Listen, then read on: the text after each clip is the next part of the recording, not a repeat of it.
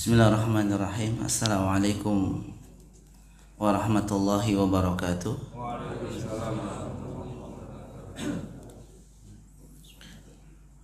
Alhamdulillah hamdan katsiran thayyiban mubarakan fi kama yuhibbu rabbuna wa yarda. Ashhadu an la ilaha illallah wahdahu la syarika lah wa ashhadu anna Muhammadan abduhu wa rasuluh. Allahumma salli ala Muhammadin wa ala ali Muhammad. Qala ta'ala a'udzu billahi minasy syaithanir rajim. Ya ayyuhalladzina amanu taqullaha haqqa tuqatih wa la tamutunna illa wa antum muslimun. Wa qala يا أيها الذين آمنوا اتقوا الله وقولوا قولا سديدا يصلح لكم أعمالكم ويغفر لكم ذنوبكم ومن يطع الله ورسوله فقد فاز فوزا عظيما ثم أما بعد وقال نبي الله محمد صلى الله عليه وعلى آله وسلم فإن أصدق الحديث كتاب الله وخير الهدى هدى محمد صلى الله عليه وسلم وشر الأمور محدثاتها وكل محدثة بدعة وكل بدعة ضلالة. Segala puji bagi Allah Subhanahu wa taala, kita panjatkan kehadirat Allah Subhanahu wa taala. Alhamdulillah, di pagi yang mulia ini Allah Subhanahu wa taala mempertemukan kita kembali. Kita alhamdulillah masih berada di bulan Muharram ya Pak ya.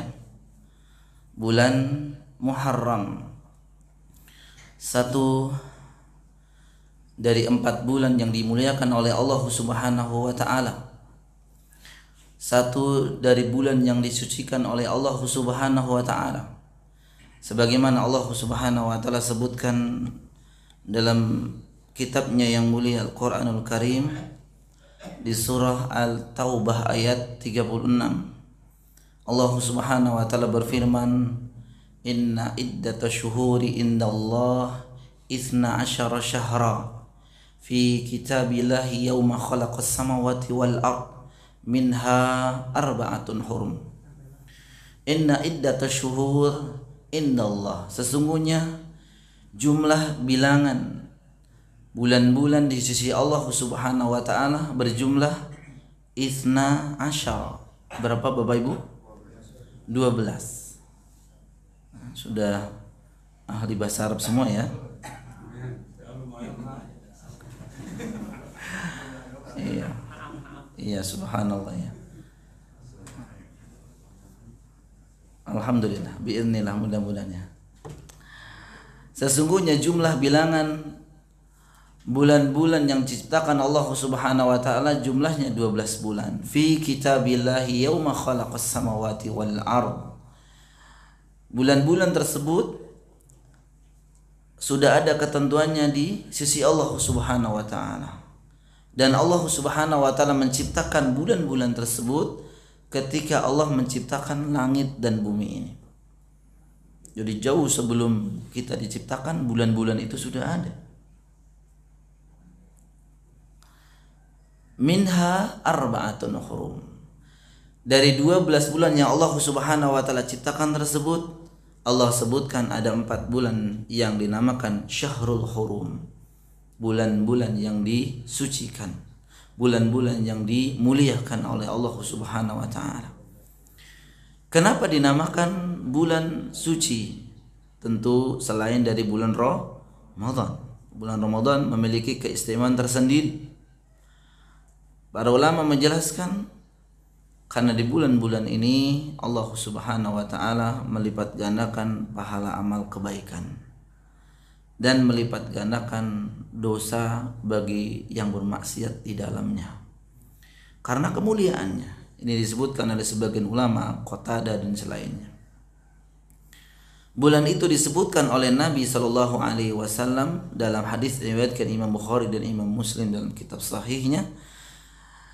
Ya, salasatun mutawaliyatun, 3 bulan berturut-turut kata beliau sallallahu alaihi wasallam. Beliau merinci Dzulqa'dah wa Dzulhijjah wal Muharram. Satu lagi bulan Rajab Mudhar alladzi baina Jumada wa Sya'ban atau kama qala Nabi sallallahu alaihi wasallam. Yaitu bulan satu lagi adalah bulan Rajab Mudhar. Mudhar itu adalah suku di antara suku Quraisy yang mereka itu sangat memuliakan bulan Rajab yang terletak di antara bulan Jumadal Akhir dan bulan Sya'ban. Nah, bulan-bulan 4 bulan yang Allah sebutkan bulan haram itu salah satunya adalah bulan Muharram yang kita sedang berada di dalamnya. Dan bulan Muharram juga termasuk bulan yang dinisbatkan kepada Allah Subhanahu wa taala. Syahrullah, bulannya Allah. Ketika Nabi SAW bersabda, afdalus siyam ba'da Ramadan siyamu syahrullah al-Muharram atau kama qala Nabi sallallahu. Sebaik-baik puasa adalah puasa, sebaik-baik puasa setelah Ramadan adalah puasa yang dilaksanakan di bulannya Allah, yaitu bulan Muharram. Jadi bulan Muharram ini adalah bulan yang disebutkan kepada Allah Subhanahu wa taala. Ada sebagian penjelasan di antaranya Al-Imam As-Suyuti rahimahullah taala dan yang lainnya dinamakan Syahrullah, bulannya Allah, karena awalnya Muharram itu tidak ada. Maksudnya nama Muharram itu bukan, awalnya adalah Safarul Awwal. Namanya itu pertama Safarul Awwal, bulan Safar awal. Di Safar awal ada Safar Tsani. Namun kemudian ketika Islam datang, Safarul Awal ini diganti oleh Allah Subhanahu wa taala dengan nama yang Islami, yaitu Al-Muharram. Maka para ulama mengatakan karena Allah yang menamainya, maka dinisbatkan kepada dirinya Allah Azza wa Jalla. Tentu sudah ada penjelasan mengenai keutamaan bulan-bulan Muharram tersebut, bulan-bulan haram tersebut, dan di antaranya tadi disebutkan bulan-bulan dilipat gandakannya amal soleh, masya Allah Pak ya. Maka mudah-mudahan di pagi yang mulai ini perjuangan Bapak dan Ibu untuk bersama-sama melaksanakan satu di antara sekian ibadah. Ini ibadah ya Bapak Ibu ya, yakni perintah Allah Subhanahu wa taala untuk menuntut ilmu syar'i. Sebagaimana Nabi sallallahu alaihi wasallam bersabda, "Talabul ilmi fariidatun ala kulli muslim." Atau kama qala Nabi sallallahu alaihi wasallam, menuntut ilmu itu fariidah. Apa fariidah itu Bapak Ibu? Wajib. Bagi siapa? Ala kulli muslim, bagi setiap diri hamba yang menyatakan, mengikrarkan, mengatakan dirinya seorang muslim. Kok saya nggak disebut, ibu-ibu bilang nggak muslimah gitu ya? Justru kalau ditanya muslimah, kata para ulama, la aslalah, itu tidak ada asalnya. Maksud muslim di sini ya bapak-bapak dan ibu-ibu. Karena ada yang seorang kadang dai muslim wa muslimah. Kata para ulama hadis mengatakan tambahan muslimah itu la aslalah, tidak ada asalnya. Muslim ya kita laki-laki dan muslim perempuan. Begitu juga banyak keutamaan mengenai satu ibadah yang kita laksanakan ini, masya Allah ya. Kayaknya saya baru menjumpai nih. Walaupun beberapa tempat saya sudah sering laksanakan, menemani teman-teman para jamaah untuk melaksanakan satu ibadah ini. Tapi kalau di sini agak lain Pak. Lainnya Pak, kalau habis salam nggak pada pulang. Mudah-mudahan yang pulang memang karena memang uzur ya Pak ya. Uzur karena sakit perut gitu ya.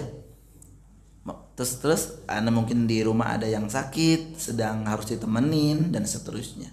Tapi kalau tidak ada uzur, wallah alam bissawab ya. Oleh karena itu ada sebuah status yang kadang saya lihat itu menyinggung saya juga ya, gitu ya.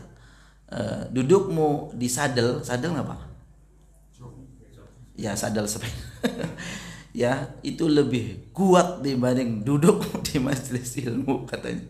Berjam-jam tidak mengeluh, tapi kalau udah di majelis ilmu tuh geser sana, geser sini, lama banget Ustaz dia nggak ditutup-tutup seperti itu. Di status ya, bukan saya. Saya baca sendiri. Baik teman-teman, Bapak sekalian rahimakumullah, Bapak dan Ibu yang dirahmati Allah Subhanahu wa taala. Insyaallah di pagi yang mulia ini ya, saya menemani ya Pak ya. Jadi bukan saya memberikan tausiah. La wallahi demi Allah tidak. Karena sebagaimana tadi disampaikan di awal, materi yang kita sampaikan ini adalah untuk kita semua, untuk kita semua. Ya. Tidak ada orang yang selama hidupnya itu tidak ditimpa dengan musibah. Ada tidak Pak yang tidak pernah ditimpa oleh musibah? Tidak pernah ada. Bahkan Nabi kita Muhammad SAW pun beliau itu menerima musibah, ya, artinya diuji oleh Allah Subhanahu wa taala. Ya, menerima ujian dari Allah Subhanahu wa taala. Dan ini sebenarnya sudah ada dijelaskan oleh Allah Subhanahu wa taala di surat Al-Ankabut ayat 2 dan 3. Jadi tidak ada orang yang tidak akan diuji oleh Allah Subhanahu wa taala dengan musibah. Tidak ada. Ya. Maka disampaikan oleh Allah Subhanahu wa taala, a'udzubillahi samiil alim minasyaitonir rajim. Ahasiban nasu ayyutraku ayyaqulu amanna wa hum la yuftanun. Walaqad fatanna alladhina min qablihim fala ya'lamanna Allahu alladhina sadaqu wala ya'lamannal kadhibin. Ahasiban nas ayutraku ayyaqulu amanna wa hum la yuftanun. Ini pertanyaan yang tidak perlu jawaban. Apakah manusia menyangka? Ya, apakah kalau ada apakah berarti kan itu pertanyaan ya Pak ya. Mereka menyangka manusia itu dibiarkan mengatakan amanna, aku beriman, wahum la yuftanun, kemudian mereka tidak akan pernah diuji. Ini pertanyaan tapi tidak perlu jawaban, ya. Yang jawabannya pasti sudah ada, pasti akan diuji oleh Allah Subhanahu wa taala. Ayat yang mulia ini para jamaah sekalian, Bapak dan Ibu yang dirahmati Allah Subhanahu wa taala, menunjukkan bahwa setiap diri hamba yang telah menyatakan, mengikrarkan, bersyahadat akan beriman kepada Allah Subhanahu wa taala, beriman kepada para malaikatnya, beriman kepada kitab-kitabnya, beriman kepada rasul-rasulnya, hari kiamat dan takdir Allah yang baik dan yang buruk, maka tidak mungkin mereka dibiarkan oleh Allah Subhanahu wa taala kecuali pasti akan diberikan ujian oleh Allah Subhanahu wa taala. Jadi harus selalu siap. Ya, harus selalu siap. Tidak bisa kita lari dari apa yang dinamakan dengan ujian, tidak mungkin. Tujuannya apa kaum muslimin, Bapak dan Ibu yang dirahmati Allah Subhanahu wa taala? Allah memberikan ujian kepada orang yang tadi mengatakan dan mengikrarkan dirinya beriman. Walaqad fatanna alladhina min qablihim. Allah Subhanahu wa taala melanjutkan firman-Nya, dan sungguh telah kami kata Allah berikan ujian pada orang-orang sebelum mereka.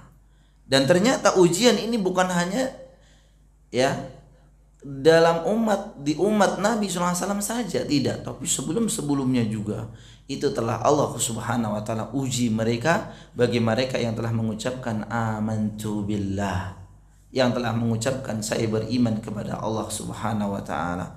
Yang tujuannya apa kaum muslimin? Fala ya'lamannallahu alladhina sadaqu wa la ya'lamannal kadhibin.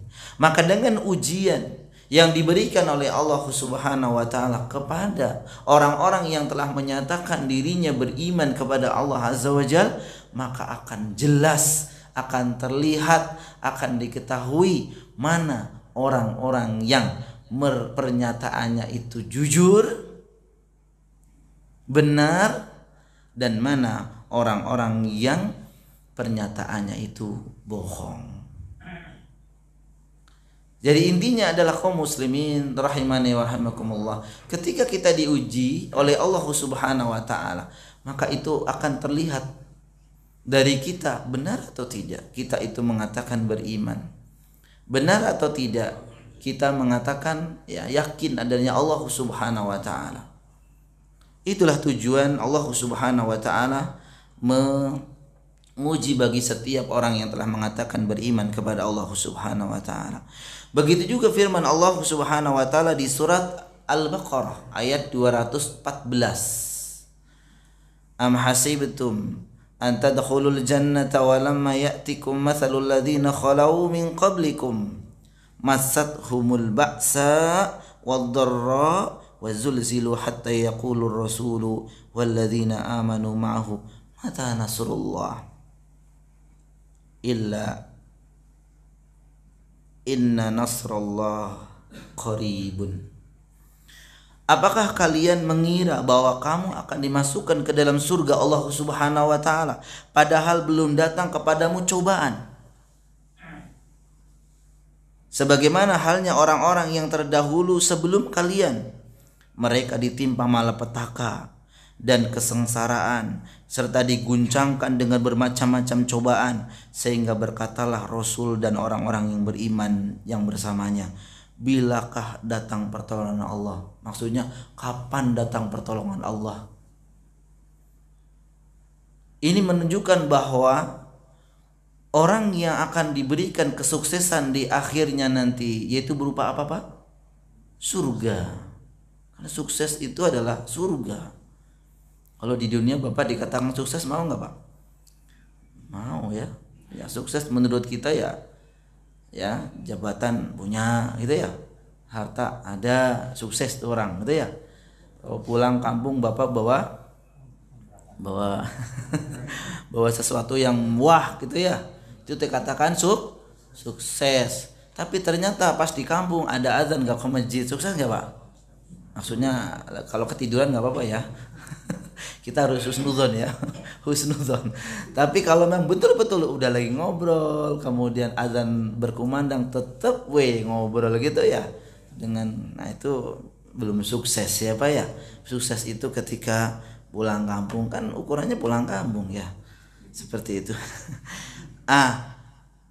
Akan mendapatkan kesuksesan di akhirat kelak, yaitu dimasukkan di dalam surga Allah Subhanahu wa taala, padahal kalian belum didatangkan kepada kalian itu cobaan sebagaimana yang didatangkan kepada orang-orang sebelum kalian.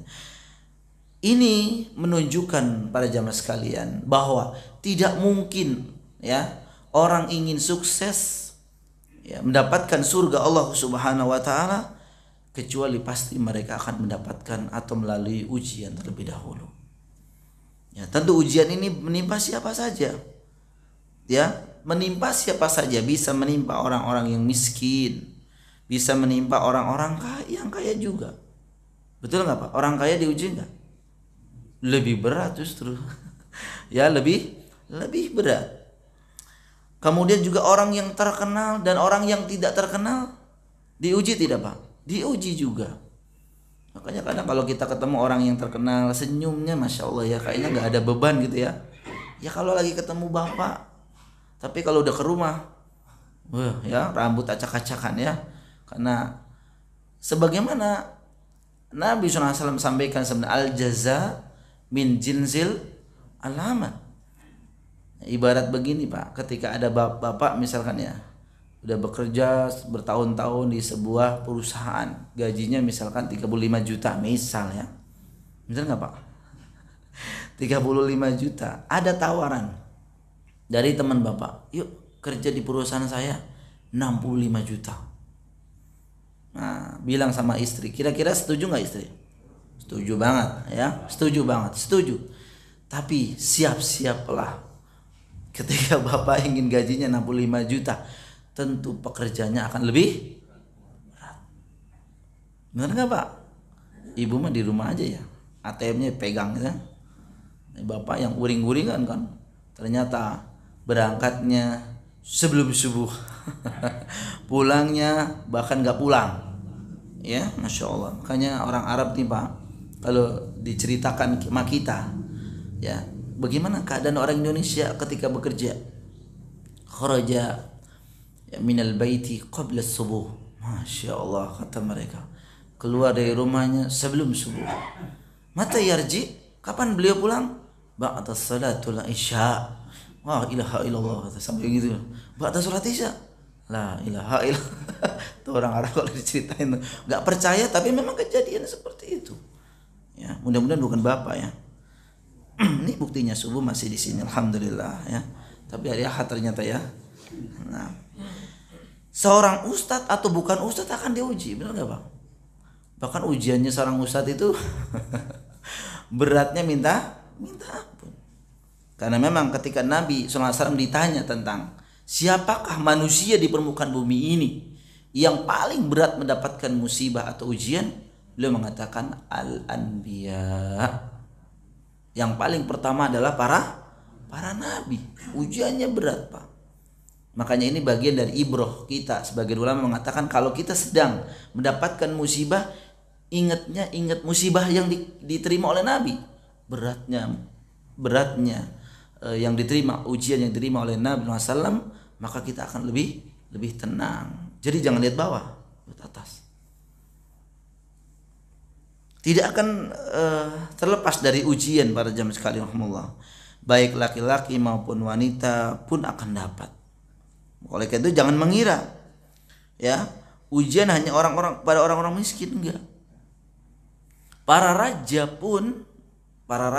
ya kita kan raja walaupun di sini nggak ada raja ya Pak, pun akan mendapatkan ujian. Maka inilah sifat adilnya Allah Subhanahu wa taala. Sifat adilnya Allah Subhanahu wa taala. Semua orang yang menyatakan dirinya beriman kepada Allah Azza wa Jal, baik miskin, kaya, orang biasa atau orang yang memiliki kemuliaan di dunia ini akan diuji oleh Allah Subhanahu wa taala. Ujian pasti ada sebabnya. Ya. Baik, ujian itu bukan hanya keburukan saja. Ujian itu bukan hanya keburukan saja. Jadi jangan mengira, dan memang banyak dikira kalau lagi kena keburukan baru aku lagi diuji nih Ustaz. Tapi kalau lagi kaya raya, lagi enak, dia tidak mengatakan saya lagi diuji. Benar nggak Pak? Jadi ujian itu kita identik dengan keburukan saja. Sebenarnya tidak para jamaah sekalian rahimakumullah. Allah Subhanahu wa taala mencantumkan dalam ayatnya bahwa ujian Allah datang itu bisa berupa keburukan, bisa berupa kebaikan. Ya, bisa berupa kebaikan juga. Yang ini tujuannya adalah sebagai cobaan, sebagai ujian bagi dirinya. Karena mungkin ada orang yang lulus dengan ujian keburukan, tapi ketika diuji dengan kebaikan tidak lulus. Banyak Pak, banyak sekali. Ya, kalau diuji dengan keburukan sabar gitu ya. Bener nggak? Kalau bapak lagi punya masalah tuh kan bapak nggak kemana-mana, ibu nggak kemana-mana kan, di kamar aja gitu. Ya, malu atau gimana, pokoknya sabar di rumah dia. Tapi kalau udah dikasih sesuatu yang menyenangkan, berbeda. Allah Subhanahu wa taala cantumkan di surat Al-Anbiya ayat 35. Allah Subhanahu wa taala berfirman, "Kullu nafsin dha'iqatul maut." Setiap tiap yang berjiwa akan merasakan kematian. Wa nabluukum, dan kami akan menguji kalian bisyarri wal khair, fitnah. Dan kami akan menguji kalian dengan keburukan dan kebaikan, yang ini tujuannya adalah untuk cobaan yang sebenar-benarnya. Jadi sehat misalkan pun bisa jadi ujian. Banyak orang ya yang kemarin bapak misalnya pada kena virus ya Pak ya, si fulan kena, bapak nggak kena ternyata. Alhamdulillah ya Pak, alhamdulillah. Kalau seperti ini bersyukur namanya. Tapi kalau oh ya, saya sih tiap pagi jalan kaki, makanannya mahal-mahal saya. Nah, itu kan ujian. Diuji oleh Allah ya, diberikan sehat. Karena yang tidak pernah sakit siapa? Firaun. Firaun tidak pernah sakit selama hidupnya. Apakah dia mendapatkan kebaikan? Tidak. Ya, oleh karena itu Masya Allah ya, apapun yang sedang menimpa kita, ini adalah ujian yang tentu kita harus bersabar. Nanti kita akan sampaikan sikap dan sifat seperti apa yang kita wajib kita lakukan. Musibah atau ujian, musibah ya, itu bisa berupa ujian, bisa juga berupa hukuman. Ya Pak, musibah itu bisa berupa ujian, bisa berupa hukuman atau azab. Nah, kalau bapak merasa, ibu merasa apa yang mana biasanya?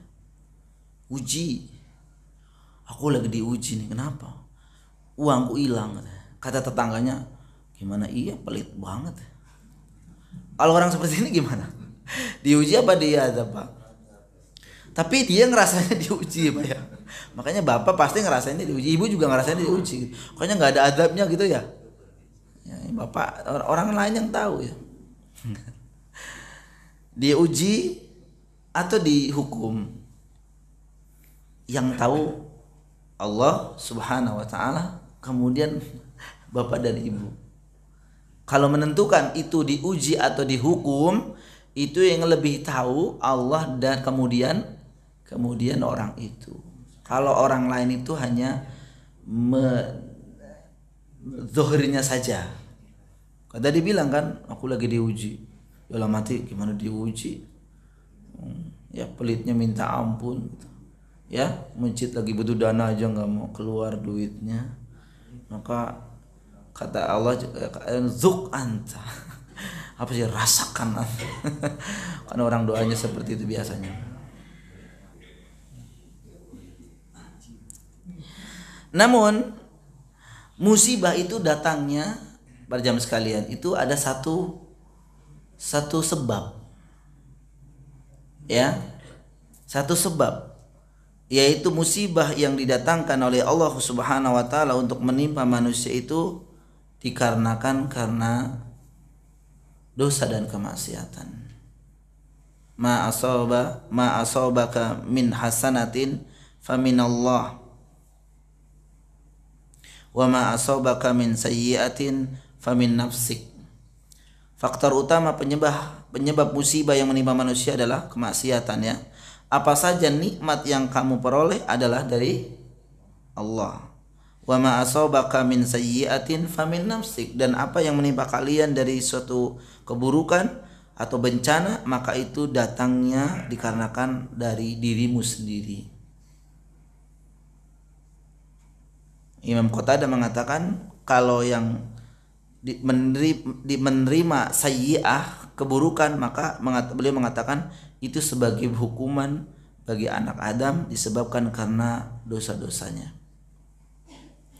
Dan ini ditegaskan oleh Allah Subhanahu wa taala di surat apa? Asy-Syura ayat 30. Wa ma asabakum min musibatin bima kasabat aydikum wa ya'fu an katsir. Dan apa saja musibah yang menimpa kalian itu disebabkan karena apa? Bima kasabat aydikum, karena perbuatan tangan-tangan kalian. Dan tentu Allah memaafkan sebagian besar dari kesalahan-kesalahannya. Ya. Al-Imam Ibnu Katsir rahimahullah taala ketika menafsirkan ayat Asy-Syura tadi ya, wa ma asabakum min musibatin fa bima kasabat aydikum wa ya'fu an katsir, beliau mengatakan musibah-musibah apa saja yang menerima atau menimpa kalian ya wahai anak Adam, itu hanyalah karena keburukan yang telah kalian lakukan. Dan namun Allah memaafkan sebagian besar, yaitu dari kesalahan-kesalahan yang tidak terbalas kesalahan-kesalahan kalian itu. Bahkan Allah akan memaafkannya, subhanallah. Di ayat yang lain di surat Rum ayat 41, zaharal fasadu fil barri wal bahri bima kasabat aydin nas. Telah nampak kerusakan di daratan dan di lautan, semua itu karena perbuatan tangan-tangan manusia. Intinya ini dalil-dalil para jamaah sekalian, ibu dan bapak yang dirahmati Allah Subhanahu wa taala, itu tidaklah musibah datang itu kecuali ada sebab karena dosa-dosa kita. Nah, ini pun sebagai ibrah bagi kita ya teman-teman, bapak sekalian rahimakumullah. Ketika kita mendapatkan musibah itu, maka sifat di antara kita harus suudzon kepada diri kita. Suudzon artinya apa? Prasangka buruk kepada diri kita. Wa husnudzon kepada Allah Azza wa Jalla. Jadi balik. Jangan dibalik. Suudzon kepada Allah, husnudzon kepada diri kita. Aku nggak ngapa-ngapain kok ya Allah, kenapa saya dikasih sakit begini? Gak mungkin, ya, gak mungkin Allah memberikan musibah tanpa ada sebab. Maka suudzon pada diri kita, ya Allah apa yang saya lakukan, ya Allah kok bisa saya diterima begini. Nah itu kan, oh ternyata kemarin saya mengambil uang kantor belum dikembalikan ya.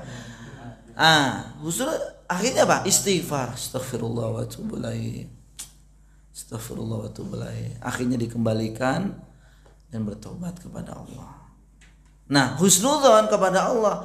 Nah, kebaikan bagi kita dari Allah memperingatkan demikian. Ya, diperingatkan oleh Allah demikian. Ini juga kalau benar ya Pak, dicari-cari nggak ada, enggak kok ya Allah, nggak ada kok ya Allah, nggak ada. Tapi walaupun memang ini nggak pede, walaupun nggak ketemu nggak pede, enggak kok saya orangnya alim kok, saya orang soleh kok bisa kayak gini ya. Tuh bapak udah angkuh duluan, ujub duluan. Tapi misalkan dicari-cari, ya Allah apa ya Allah, aku mohon. Makanya ada doa, ya Allah kalau memang saya salah ya Allah ampunilah aku. Karena kita kan sifatnya pelupa ya Pak. Ya sifatnya apa? Pelupa. Makanya kemarin ketika puasa apa namanya? Puasa Asyura ya Pak. Kan Nabi su'ila an saumi Asyura, Nabi SAW ditanya tentang puasa Asyura, yukaffiru as-sanah, yaitu menghapus dosa-dosa setahun yang lalu. Ada yang nyeletuk, ya setahun dikit sini. Jangan ke setahun, sehari aja dosanya banyak banget gitu ya Pak ya. Sampai lupa kan. Coba Pak, kecuali Bapak di Facebook setahun yang lalu muncul lagi, cing, gitu ya. Saya pernah share begini, Bapak kan sampai lupa tuh. Sampai lupa karena sehari bisa nge-share upload apa namanya? Upload status itu bisa 10 kali. Ya gimana gak lupa? Ya, tahu-tahu kan gini, setahun yang lalu saya ngupload begini. Kayaknya nggak bayangin dia tulis, kata-katanya nggak bagus. Nah kan bapak baru ngerasa sekarang kan. Iya nih nyinggung si Fulan dulu kayaknya nih. Itu kok bilang setahun sedikit. Ya jangankan setahun, sehari, 2 hari, 3 hari, seminggu, sebulan aja kita udah, ya Allah. Sifatnya pelupa, maka mungkin itu lupa, dosa-dosa yang belum sempat bertaubat, maka ya Allah aku lupa ya Allah. Kalau memang ada dosa yang belum sempat saya bertaubat kepadamu ya Allah. Nah itu kebaikan bagi kita demikian. Karena jujur aja kalau kita diberikan sehat, taubat kita itu jarang. Benar gak Pak? Kalau lagi diberikan sehat itu lupa. Itu udah tingkat apa namanya, udah orang ya manusia seperti itu. Kalau udah dikasih yang keseneng-seneng itu lupa. Ya disebutkan di surat Al-Fajr. Wa amma apa tuh?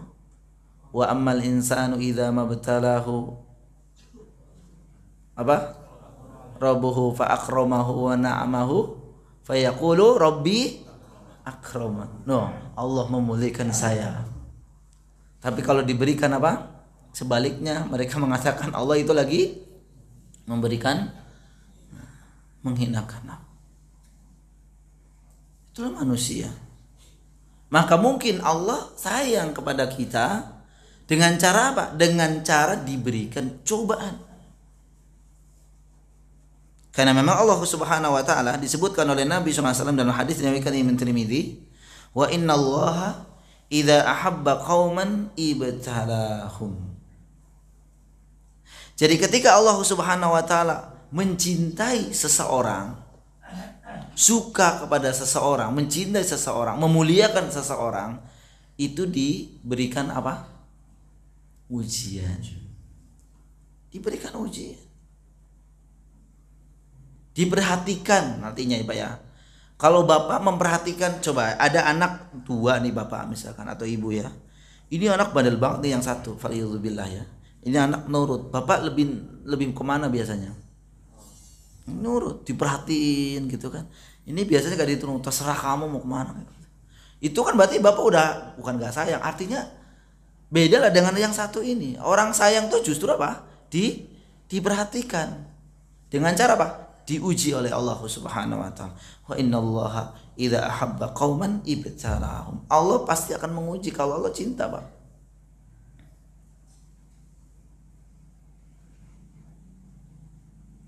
Kalau misalkan ya, ternyata ya tadi kita sebutkan, ada orang misalkan mengatakan aku lagi diuji, aku gimana diuji? Dia mah orang yang seharusnya begitu dihukum oleh Allah.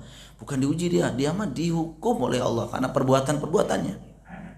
Misal ya, toh kalau ini juga benar, kalau ini benar misalkan ya nggak usah ke orang lain, ke kita lah.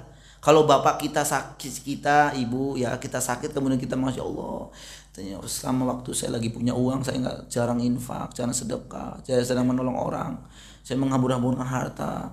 Sekarang lagi sakit begini nggak punya duit gitu misalkan ya, nyari uang 10.000 aja susah banget sekarang.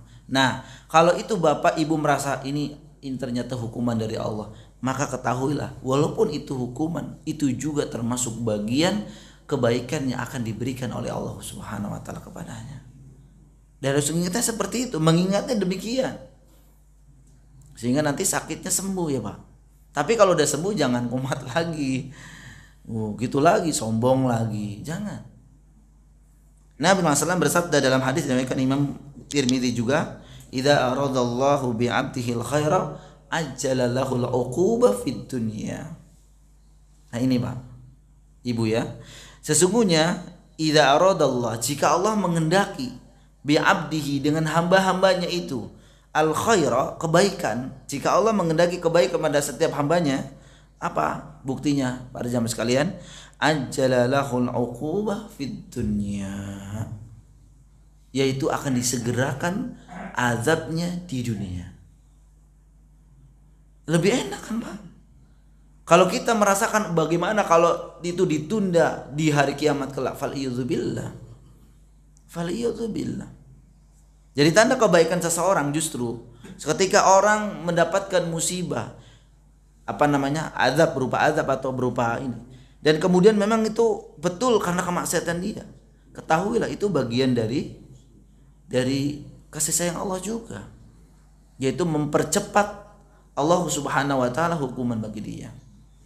Makanya misalnya ada orang nih sudah bekerja gitu ya Pak, sehat gitu, pas di masa pensiunnya justru dia sakit. Bahkan sakitnya itu sampai datang kepada kematian. Ada nggak? Banyak. Bapak sering bilang ini, iyalah pantas dia mah korupsinya aja masya Allah. Secara zahir mungkin kita memandang demikian, tapi secara sisi lain justru mungkin Allah berkehendak pada dirinya itu kebaikan. Kebaikan. Kenapa? Karena kemungkinan ya nanti sebenarnya kalau panjang waktunya ada beberapa manfaat keistimewaan bagi orang diberikan musibah. Di antaranya adalah menghapus dosanya. Barangkali Allah memuliakan dia dengan dosa-dosanya yang pernah dia lakukan, dimuliakan dengan dia hapuskan. Caranya Allah dengan apa? Dikasih sakit, musibah. Walaupun dia berobat, hartanya jadi habis gitu ya. Mungkin seperti itu. Tapi ternyata dia ridho. Ya Allah, iya Allah, dulu aku bermaksiat waktu muda saya ya Allah, maka saya ridho ya Allah, sekarang saya diginiin. Tapi saya mohon ya Allah, setelah ini ya Allah, kalau memang saya wafatkan dengan keadaan seperti ini, masukkan aku ke dalam surgamu ya Allah. Mungkin saja seperti itu dia berdoanya Pak ya. Makanya ketika secara dohir kita bilang, oh ya pantas dia mau orang muda, mudanya aja begitu. Jangan. Justru dia mungkin dikehendaki oleh Allah kebaikan, meninggalnya dalam keadaan bertobat, dan kemudian telah habis hilang dosa-dosa yang dilakukan. Mulia dia. Nah kalau kita yang masih diberikan sehat pada hari ini, taubat itu pelit. Taubat itu apa? Jarang berdoa, ya astagfirullah wa atubu ilaih, banyak berdoa meminta ampun itu jarang. Seperti itu. Wa idza arada Allahu bi 'abdihi syarr amsaka anhu bi dzambihi hatta yuwaffa bihi yaumal qiyamah. Jika Allah menghendaki ya kejelekan padanya, maka Allah akan mengakhirkan balasan atas dosa yang ia perbuat, yang akan ditunaikan di hari kiamat kelak. Jangan minta, Pak. Bukan minta juga diazab di sini. Intinya diampuni, jangan diazab. Faliyuzubillah. Maka yang terakhir, ya inilah ya sifat dan sikap apa yang seharusnya seorang muslim itu lakukan jika mendapatkan musibah. Yang pertama adalah, Bapak Ibu yang dirahmati Allah Subhanahu wa taala, wajib bagi kita dalam semua keadaan, baik musibah berupa ujian maupun berupa hukuman, maka selalu berlindung dan bertawakal kepada Allah Subhanahu wa taala. Itu yang pertama. Apa arti bertawakal para jemaah? Menyerahkan diri. Berserah diri. Yang menyebabkan kita seperti ini siapa? Allah. Yang akan merubah sesuai keinginan kita. Aku jangan begini ya Allah. Itu siapa? Allah juga. Maka seyogianya dan seharusnya kita tawakal saja sama Allah. Kalau kita berkeluh kesah, saya tanya, apakah itu membuat akan terhindar dari apa yang kita sedang jalani? Bahkan jadi berat, Pak. Berkeluh kesah itu jadi berat. Demi Allah jadi berat. Jadi berat jadinya. Karena Allah mengatakan la yukallifullahu nafsan illa wus'aha. Ini yang mengatakan Allah yang memberikan musibah, yang mengambil musibah. Kenapa? Intinya Allah memberikan hikmah, akan memberikan hikmah kepada orang yang diberikan ujian tersebut. Sesuai kemampuannya, pasti sesuai kemampuannya, nggak mungkin di luar kemampuannya. Allah nggak zalim sama hamba-hambanya, nggak mungkin. Hanya mungkin kita yang merasa nggak mampu, itu ya Pak. Nggak mampu, ya Allah aku udah kurban, ya Allah aku udah sedekah, ya Allah aku diberi sakit sih. Ada yang seperti itu, saya pernah dengar langsung gitu ya. Dan jangan di bapak juga, jangan ibu, jangan ya. Ketika lagi dikasih ujian itu ya Allah gitu menyebut, kok begini. Jangan berkeluh kesah sama orang lain, jangan. Tapi minta langsung kepada Allah, tawakal kepada Allah. Berserah diri kepada Allah Azza wa Jalla. Karena apapun, sekecil apapun musibah yang menimpa seseorang itu, kecuali atas izin siapa? Izin Allah. Makanya kalau pengen berkeluh kesah langsung kepada Allah saja. Di malam hari, di sepertiga malam, ya mengadukan, ya Allah aku punya masalah ini, ya Allah tolong, dan seterusnya. Ma asaba min musibatin illa bi iznillah. Tidak ada musibah yang menimpa seseorang kecuali itu atas izin Allah Subhanahu wa taala. Ini yang pertama ya para jamaah sekalian.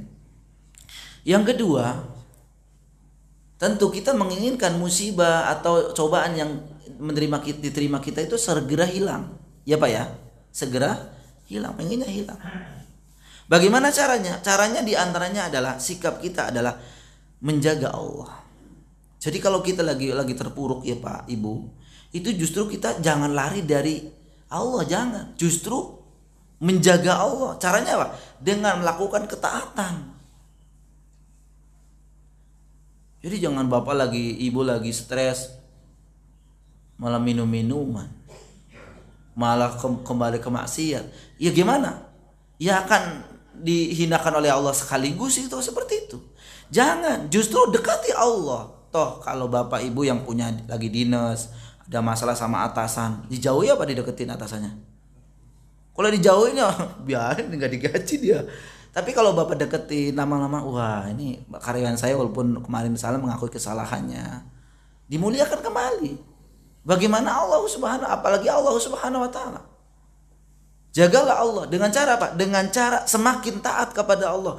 Justru yang inilah menjadikan kita akan diberikan keringanan dalam ujian. Walaupun mungkin ya sakit masih, tapi kalau hatinya sudah husnudzon, udah ridho, sakit pun tidak menjadikan dia berkeluh kesah. Kan banyak nih orang nggak sakit pun tuh pikirannya riwah, ada nggak Pak? Tapi ada orang yang sakit justru mereka tuh justru malah apa? Tenang gitu, dalam ibadah tenang gitu. Kenapa? Itu karena apa? Karena sudah diberikan keringanan oleh Allah Subhanahu wa taala berupa ini nih, pikirannya husnudzon.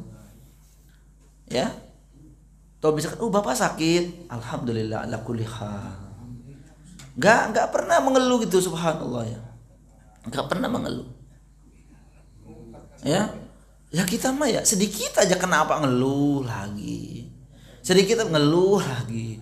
Terus kenapa Bapak Ibu udah enggak ke masjid lagi nih hari Ahad pagi? Subuhan juga tetap saya dikasih sakit. Jangan. Justru semakin dekat. Kata apa? Nah, Nabi SAW bersabda, "Ihfadillah yahfadzuk." Jagalah Allah, niscaya Allah akan menjagamu. Ihfadillah tajidhu tujahak. Niscaya engkau akan jagalah Allah, niscaya engkau akan menjumpai pertolongan dari Allah akan ada di hadapanmu. Subhanallah. Jadi semakin kita taat ketika kita lagi musibah, justru akan mendatangkan apa? Pertolongan dari Allah Subhanahu wa taala. Jangan semakin jauh dari Allah. Nah, ini kebalik. Yang ketiga, tetap apapun yang menimpa kita harus iringi dengan ikhtiar untuk menghindari musibah. Harus ada ikhtiar. Sakit, Pak berobat, tak juga Allah sembuhin. Jangan. Datang, tapi ke dokter ya, jangan ke dukun ya. Nah, tuang apalagi pakai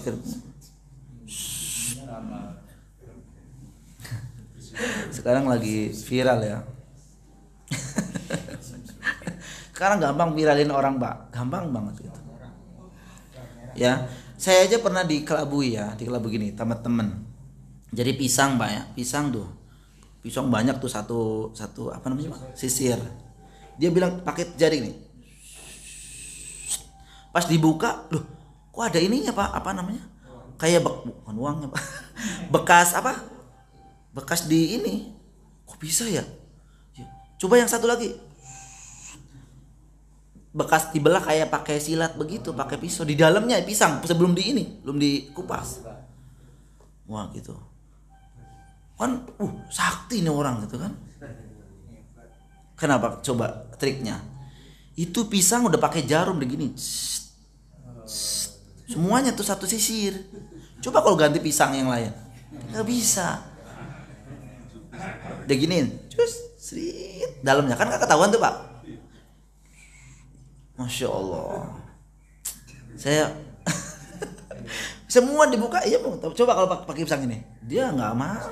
Karena memang udah dia ini satu sisir itu sudah di ini semua. Tuh, itu kan trik ya. Nah, kalau diviralkan bisa viral Pak saya. Wah, ini Ustadz bisa ini nih katanya gitu. Jangan, ya ke dokter. Toh mereka juga kalau sakit ke dokter, benar nggak Pak? Dukun itu kalau sakit gigi, ya ke dokter gigi dia. Bapak malah sakit gigi ke dia, kan dia juga bingung sebenarnya. Ya, pengen kalau memang kendala musibah bukan ya ujian dengan dengan ya ketidak ada ekonomi, maka kerja gitu ya Pak. Dagang, cari kerjaan yang halal. Ya. Jangan ke dukun pengen digandakan 2.000 jadi 20 juta. Kalau dia bisa, kenapa selama ini dia tidak begitu? Lebih baik kan begitu di kamar sendiri belanja. Itu mah nggak bisa, pasti ada sesuatu di sana. Secara normal saja, secara akal juga nggak akan nyangkut. Makanya banyak inilah ya, parabola. Artinya apa Pak? Parabola. Bapak punya parabola? Parabola itu maksudnya setengah bola. Pas paranormal?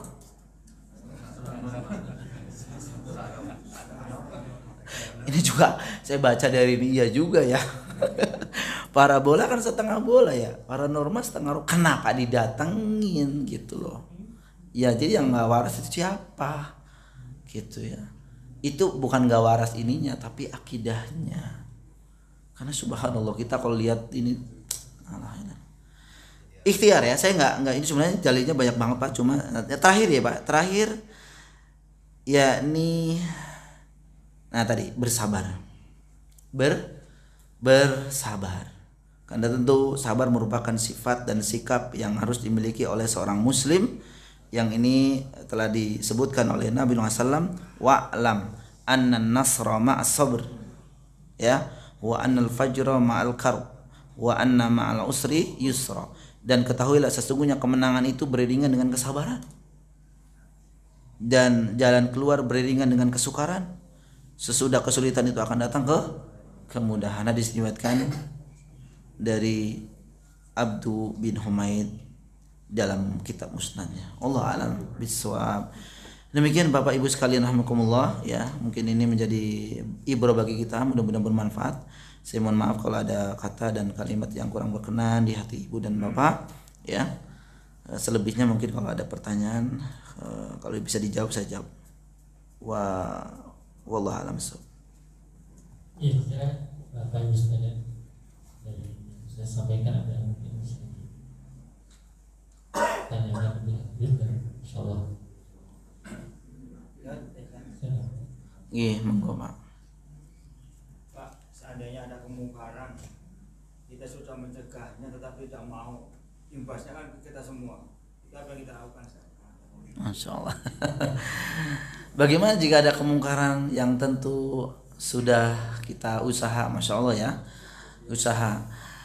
usaha itu tentu tidak harus sekali dua kali ya Bapak sekalian ya. Mungkin usaha itu bisa ditempuh dengan beberapa kali.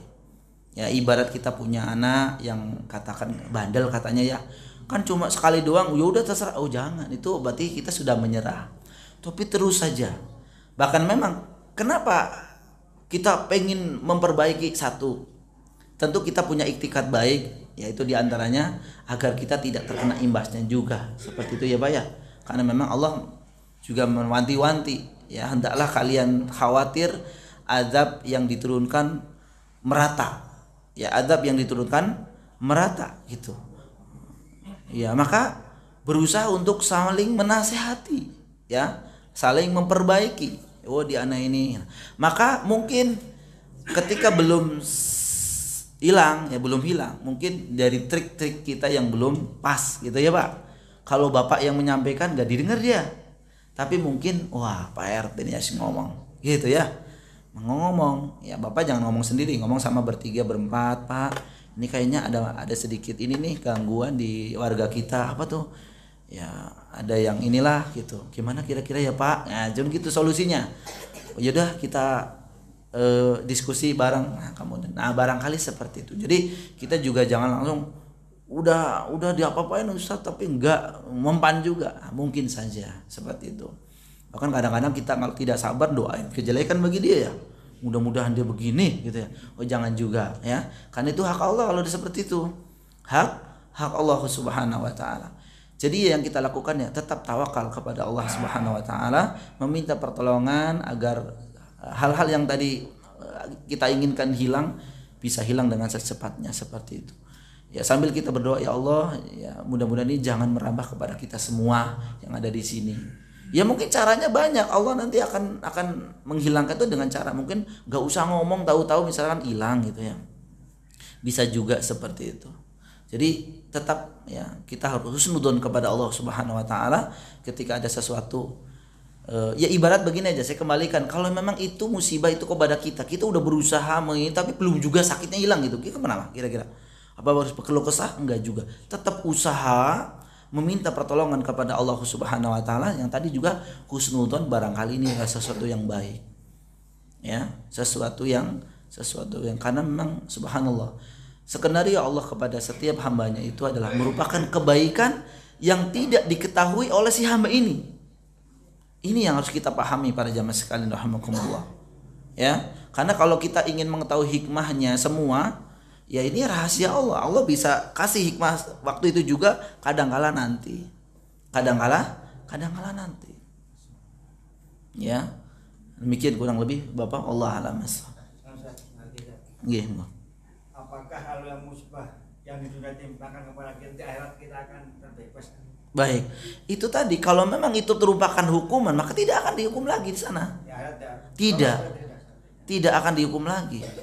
Kecuali dosa lain lagi. Dosa kita banyak Pak ya. Yang dihukum gara-gara kita nyuri di perusahaan apa gitu ya. Tapi dosa yang lain belum taubat misalkan ya. Belum diampuni oleh Allah. Nah nanti ya gitu. Intinya adalah yang pertama kan ya menyesali, bertaubat dan menghilangkan. Kalau dosa-dosa ini insya Allah tidak akan diazab oleh Allah Subhanahu wa taala di akhirat. Ya, makanya tadi saya sampaikan, kalau toh memang dia itu diberikan sakit dan kemudian sakitnya sampai menjadikan dia meninggal, bisa saja justru itu merupakan kebaikan diri, nanti di sana tidak akan diazab. Maka sebagaimana tadi disebutkan, jika Allah itu berkehendak kejelekan pada seorang hamba itu akan ditunda justru. Memang di dunia wah, tapi kalau di sana nanti. Kalau di sini Bapak sakit masih ada yang bisa ngurusin, benar nggak Pak? Kalau di sana maafi, tidak ada satupun. Orang-orang udah masing-masing. Makanya ketika Nabi SAW menceritakan ya keadaan di padang mahsyar nanti dan disebutkan kepada Ibunda Aisyah, semua dalam keadaan telanjang. Aisyah kan bilang, telanjang ya Rasulullah gitu. Ya sama kita juga bilang telanjang. Berarti nanti kita lihat-lihatan gitu ya. Pikiran Aisyah juga mirip seperti itu ya, namanya manusia biasa. Maka Nabi ya fima makna mengatakan, wah jangan mikir seperti itu. Hari itu adalah hari yang sangat mencekam, penuh dengan kekhawatiran. Udah buru-buru ngeliatin sebelahnya, itu udah berharap bagaimana, pengen selamat. Tapi nggak ada yang bisa dijadikan karena dia sendiri semua sendiri. Iya sendiri. Faidza ja'atis sakhah. Ketika Allah memerintahkan apa? Datang sangkakala. Faidza ja'atis sakhah tuma yauma yafirrul mar'u min akhihi wa ummihi wa abihi wa sahibatihi wa banihi. Itu kan ibu lari dari anaknya lari dari orang tuanya, saudaranya lari. Gak ada yang tolong aku, gak bisa. Udah nafsi sendiri-sendiri. Udah nggak ada pertolongan. Yang mungkin ya sekarang mungkin Bapak berteman dengan teman-teman, wah maunya join banget lah. Ada masalah saya bantu, saya ada masalah dia bantu saya. Nanti nggak ada seperti itu, nggak ada. Udah sendiri Bapak sekalian rahmatullah. Maka dengan demikian, sekarang kalau udah ini, ayo kita pikirkan bersama-sama kebaikan bagi diri kita pribadi dan keluarga kita terutama, agar kita nanti terhindar dari hal-hal yang demikian. Demikian ya, Allah a'lam bishawab.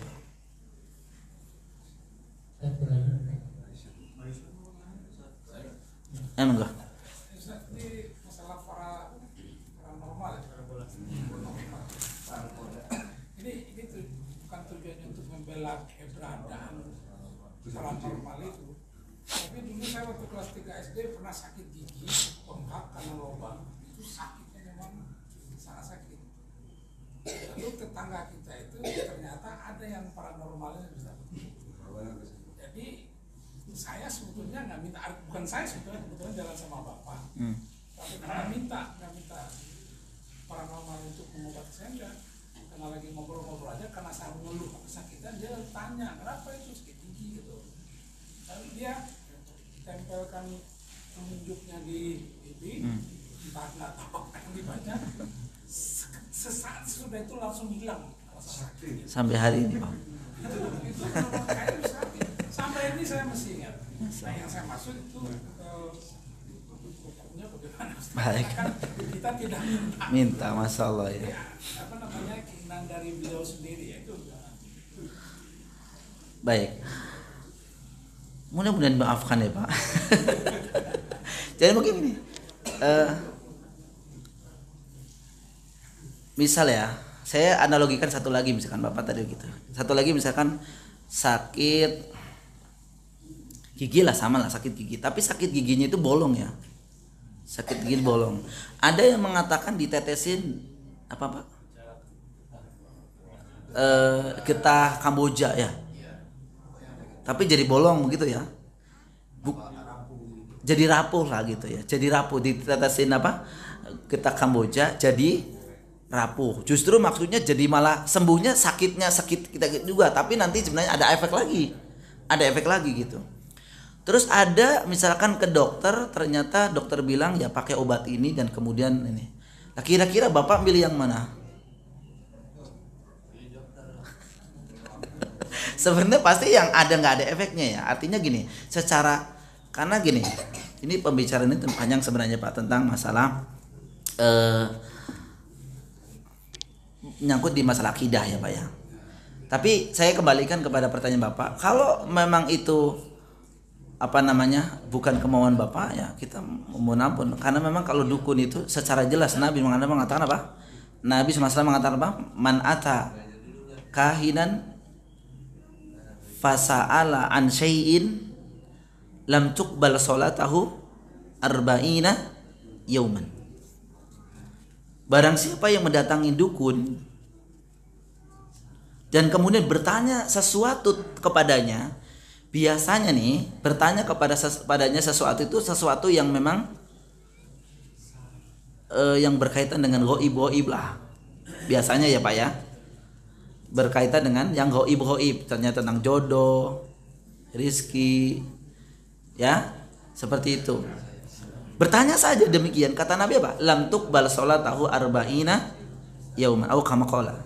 Nabi SAW tidak diterima amal sholatnya 40 hari 40 malam. Di riwayat lain, man ata arrafan fatasaddaqa bima yaqul faqad kafara bima unzila ala Muhammadin sallallahu alaihi wasallam. Barang siapa yang mendatangi kahin atau arraf, ya orang dianggap tahu lah. Arraf itu orang yang dianggap tahu, ya orang pinter kalau bahasa kita gitu. Pinternya di sini pinter yang masalah itu tadi. Ya. Dan membenarkan apa yang dikatakannya, fatasaddaqa bima yaqul, dia jawab apa nih? Oh Bapak itu harus pindahin tuh mejanya, jangan di ruang tamu, jangan di situ, itu pindah di sini. Nah itu terus dipercayai, yaudah kita laksain. Maka kata Nabi dia telah kufur dengan apa yang diturunkan oleh Allah Subhanahu Wa Taala kepada Nabinya Muhammad SAW, itu bahwa perkara ghaib itu hanya Allah yang tahu. Jadi kalau memang itu benar, sebenarnya tidak boleh. Tapi kasusnya Bapak mungkin diajak sama Bapak, atau yang dulu lah saya juga pas waktu sunat diajak ke kuburan ya, saya dulu. Bapak enggak? Iya enggak? Iya ya, diajak ke kuburan karena kita kan nggak tahu ya diajak kemana. Terus kemudian pakai bara-bara itu, pakai yang pancung kelapa ya, saya buat main-main tuh justru tuh. Mana ininya ini gitu. Saya ya main-main sebagai anak. Namun kalau memang diniatkan, nah ini yang tadi kena dalil yang tadi. Tapi kalau memang nggak tahu, mudah-mudahan dimaafkan oleh Allah Subhanahu Wa Taala, karena kalau memang itu benar bahwa itu merupakan dukun, maka tidak boleh dimintai. Kok bisa? Nih ya, memang bisa mereka Pak. Ya, jangankan masalah sulap-sulap begitu yang membohongi, yang begitu iya bisa. Kenapa? Ada bantuan dari syaitan atau jin. Iya, bantuan dari jin. Ya, disembuhkan, diberikan kemampuan oleh Allah Subhanahu Wa Taala untuk menyembuhkannya. Jadi sebenarnya kalau Bapak ya pertanyaannya misalnya masalah kok bisa? Ya memang bisa. Bisa ya Pak ya. Yang misalkan kayak terbang bisa nggak? Ada kan? Ada terbang karena memang sihir, mereka memang berbuat sihir ya. Jadi paranormal atau dukun itu memang sudah ada sejak pada zaman Nabi pun udah ada. Dulu pernah ada juga banyak seperti itu mereka. Nabi SAW itu disihir oleh siapa? Oleh orang Yahudi. Ya, Nabi juga pernah kena sihir. Itu kan dukun juga. Di surat Al-Falaq, di surat An-Nas, di surat Al-Falaq, surat An-Nas itu kan A'udzubillahi minasyaitonirrajim, qul a'udzu birabbil falaq min syarri ma khalaq wa min syarri ghasiqin idza waqab wa min syarrin naffatsati fil 'uqad. Itu kan perbuatan-perbuatan dukun itu, Pak. Itu dari wanita-wanita yang meniup bukhul-bukhul. Jadi kalau dulu dan sekarang juga kalau memang ingin sihir itu dengan bukhul-bukhul. Makanya hati-hati ya Bapak, Ibu juga ketika barang-barangnya itu kadang-kadang dipakai untuk sihir. Dari pakaian, dari rambut, ya itu biasa seperti itu. Nanti di bukhul itu diikat-ikat, nanti diumpetin di tempat yang tersembunyi. Selama bukhul itu tidak rusak dan ini, maka itu masih sihir, itu masih ini. Makanya banyak di kalangan kaum muslimin yang terkena sihir itu sakit gak sembuh gitu ya Pak.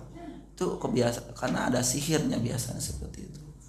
Dan banyak hal sebenarnya mengenai ini panjang lebar, termasuk masalah ruqyah ya. Ruqyah karena lucu-lucu. Kalau saya dulu sering beruqyah tuh jinnya itu lucu gitu. Terutama kalau ke ibu-ibu nih. Maaf ibu ya. Jadi kalau jin kadang-kadang dia kan karena kesiram air ya, ibu membuang air panas tanpa membaca bismillah, terus anaknya kesiram, pulang lah ngomong sama orang tuanya. Kayak anak kita aja dinakalin kan pulang ya Pak. Dia juga gitu, lagi main di belakang rumah ibu siram tuh, bukan nyiram ya, buang air panas tanpa mengucapkan bismillah, dia kesiram dan dia pulang ngomong sama orang tuanya, ganggulah si ibu ini. Dan keluarganya mungkin balas dendam lah kalau bahasa kita. Ya, ada juga jinnya karena suka sama ibu. Saya pernah ya Pak ya, pas meruqyah dulu ya, sekarang mah enggak. Kenapa kamu nempel di ibu ini? Habis ibu ini cantik sih, habis ibu ini bayain dulu sih. Kenapa kalau keluar dandan loh? Begitu Pak, serius. Iya, jadi kalau ibu keluar jangan terlalu dalam molek-molek, bukan nama orang, jin yang mengikuti ibu, ya itu ternyata. Dan di dalamnya maaf ya Pak, ada gambar-gambar caleg. Saya bilang juga, aduh ini gambar calegnya ganteng sih memang ya, kayak orang India gitu. Di tahun berapa sih waktu pemilu dulu Pak? 2000 apa? Iya 2019an mungkin. Enggak, yang dulu banget Pak. Ya mungkin ya. Ya itu dipasang-pasang di rumah-rumahnya tuh gambar caleg, memang dia tim sukses kali. Saya bilang maaf, suaminya belum pulang. Suaminya masih, karena malam-malam masih dalam perjalanan pulang. Ini mengakibatkan jin-jin ini. Sobek-sobekin saya gitu ya. Dan subhanallah sampai 2-3 jaman itu enggak keluar-keluar. Akhirnya ya saya minta bantuan sama teman untuk meruqyah dari jarak jauh pakai HP. Alhamdulillah sampai hari ini tidak kedengaran lagi dia ini. Demikian Bapak Ibu sekalian rahimakumullah, alam bisawab ya. Ini bagian cerita tentang akidah ya, tentang ruqyah, dan itu menarik juga sih sebenarnya, tapi ya mungkin ada kesempatan yang lain insyaallah kita akan sampaikan dan kita bersama-sama kita jelaskan. Saya akhiri Bapak sekalian ya, mudah-mudahan apa yang kita sampaikan bermanfaat, dan saya mohon maaf kalau ada kesalahan, kalau memang benar itu dari Allah, kalau salah itu dari kebohongan saya pribadi. Saya ucapkan subhanakallahumma bihamdika asyhadu an la ilaha illa anta astaghfiruka wa atubu ilaik. Assalamualaikum warahmatullahi wabarakatuh.